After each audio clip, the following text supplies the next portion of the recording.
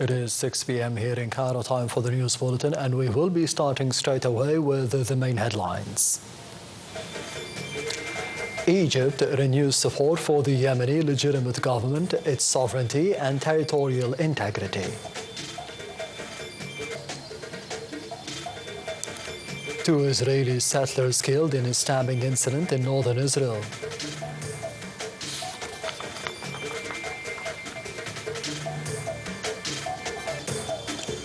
And the bomb blast in the Syrian mosque leaves 8 dead and 18 wounded.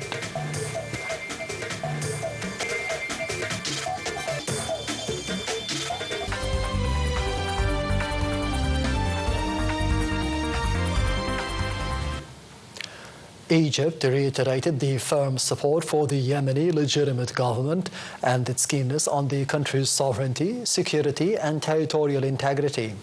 A foreign ministry statement stressed the necessity of maintaining the Yemeni national institutions so as to help boost restoring stability in the country and in the entire region, along with ensuring free navigation in the Red Sea.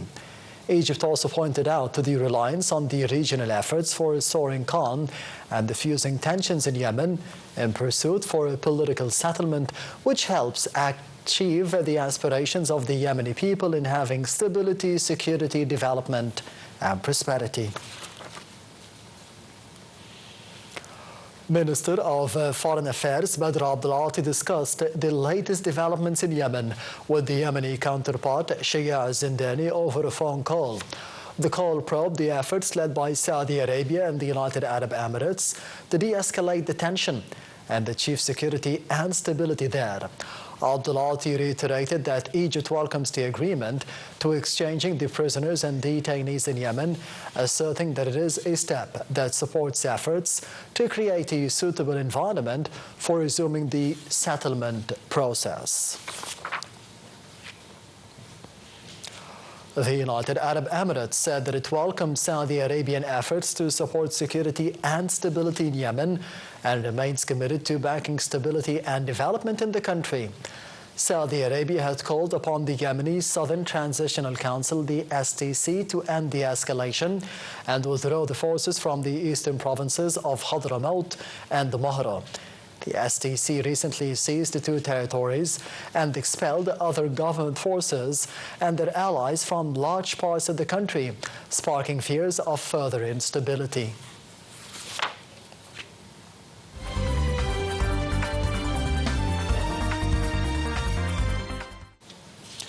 Israeli warplanes launched massive raids against the Gaza Strip's southern city of Khan Yunis, coupled with the artillery and other armor shelling in violation of the October ceasefire.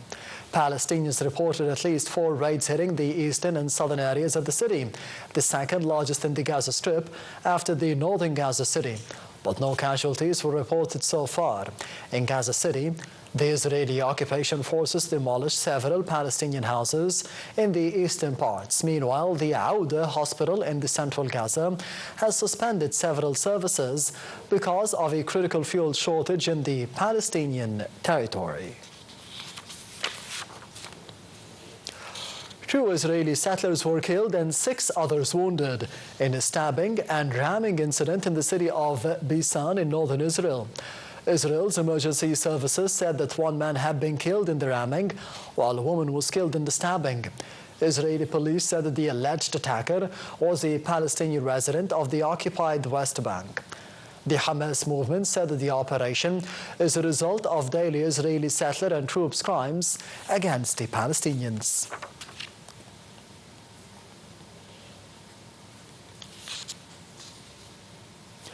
In the occupied West Bank, Israeli illegal settlers attacked a town east of the West Bank city of Ramallah, injuring at least 4 Palestinians, including a rescue volunteer and a baby. Palestinian sources said that the armed settlers were protected by the Israeli occupation forces as they stole livestock and equipment from farms in the area. Violence involving settlers had risen in recent years, according to the United Nations, and October was the worst month since it began recording such incidents in 2006, with 264 attacks that caused casualties or property damage.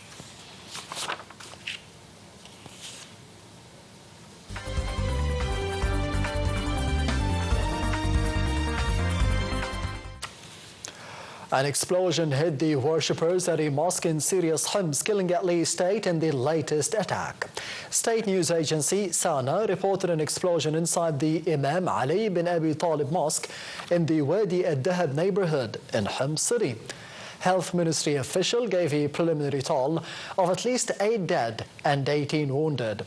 Syria's Interior Ministry said in a statement that the terrorist explosion targeted the mosque during Friday prayers. The Israeli occupation military claimed the series of strikes on Hezbollah targets in Lebanon, including weapons depots and the training complex. Lebanon's national news agency reported a series of airstrikes by the Israeli aircraft on areas in Natiyah and Jazin districts in the south and the Hermil district in the east of the country. The strikes come a day after similar Israeli attacks near the Syrian border and in southern Lebanon left 3 people dead.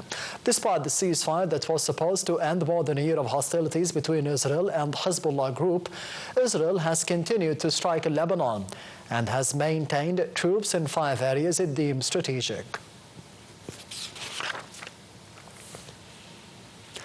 Iran seized a foreign oil tanker as it traveled the strategic Strait of Hormuz. State media said that the oil tanker was carrying some 4 million liters or 25,000 barrels of smuggled fuel when the Revolutionary Guard naval forces seized the vessel.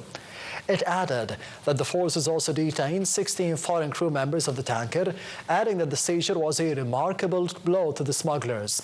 Iran occasionally seizes the oil-carrying vessels over similar charges in the region.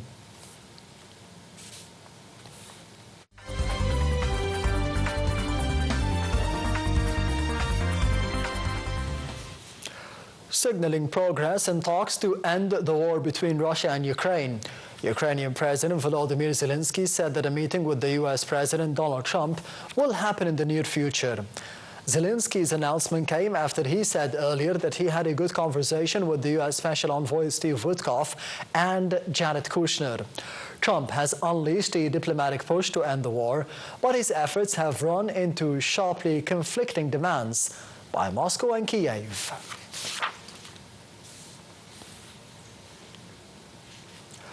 Russian President Vladimir Putin's special envoy Kirill Dmitriev participated in talks with the members of the American administration along with the Kremlin foreign policy aide Yuri Ushakov. Kremlin spokesman Dmitry Peskov said that the Kremlin foreign policy aide spoke by telephone to several members of the U.S. President Donald Trump's administration. Peskov added that Putin envoy brought paper copies of U.S. proposals for the peace back to Moscow after a meeting in Miami at the weekend, and that details were being analyzed by the Kremlin, and it was agreed to continue the dialogue.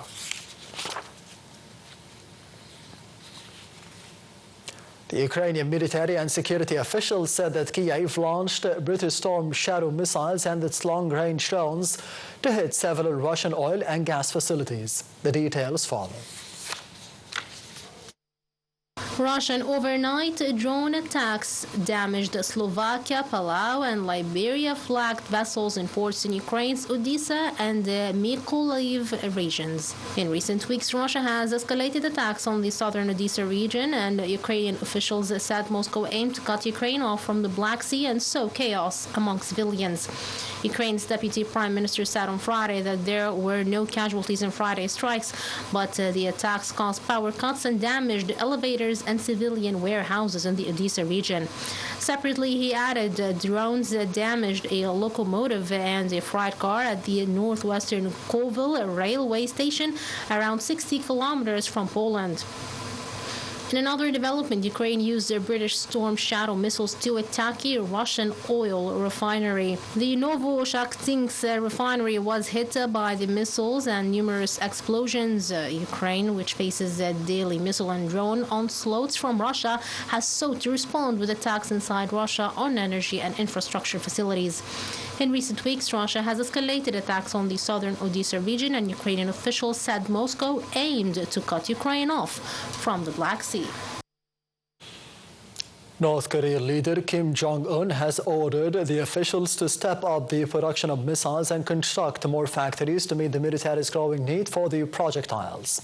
State media said that Pyongyang had significantly increased the missile testing in recent years, aimed at improving the precision strike capabilities.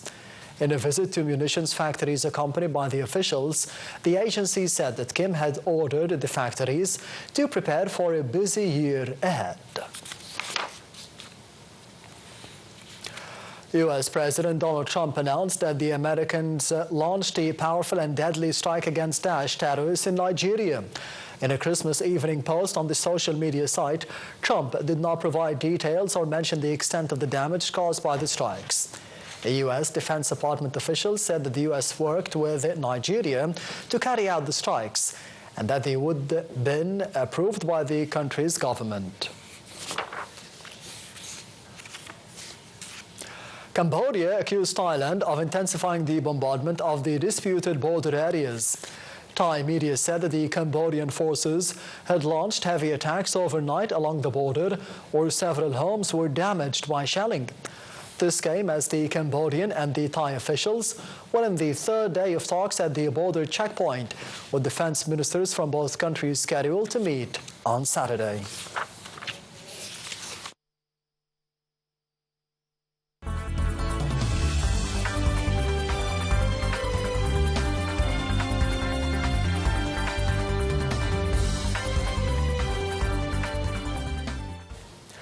Minister of Electricity and Renewable Energy Mahmoud Asmat held a meeting with the Executive Director General of the Chinese company specialized in the new and renewable energy. The meeting focused on means of enhancing the bilateral cooperation and the joint action mechanisms in the field of manufacturing electrical equipment for solar and wind energy. During the visit to the Chinese capital, Beijing, the Minister of Electricity held a series of meetings with representatives of the Chinese giants within his ministry's plan for energy transition and increased reliance on the renewable energy. The director of the Iraqi state oil company SOMO said that Baghdad, the Kurdish government and the international companies have agreed to extend the oil export deal through March the 31st. The renewal extends the 3-month deal agreed in September, allowing Iraq to restart the export of the oil from the Kurdish region to Turkey. The move came after supplies had been halted for more than 2 years.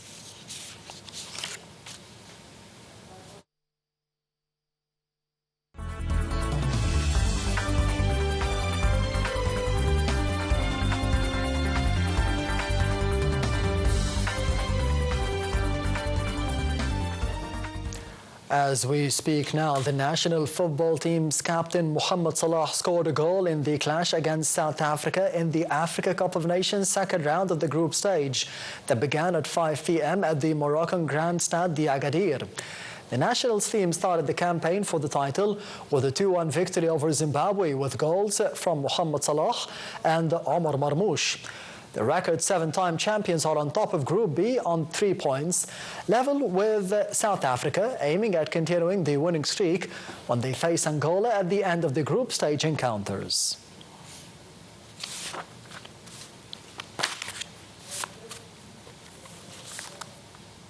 And this brings us to the end of the news bulletin for today. Thank you for watching and goodbye.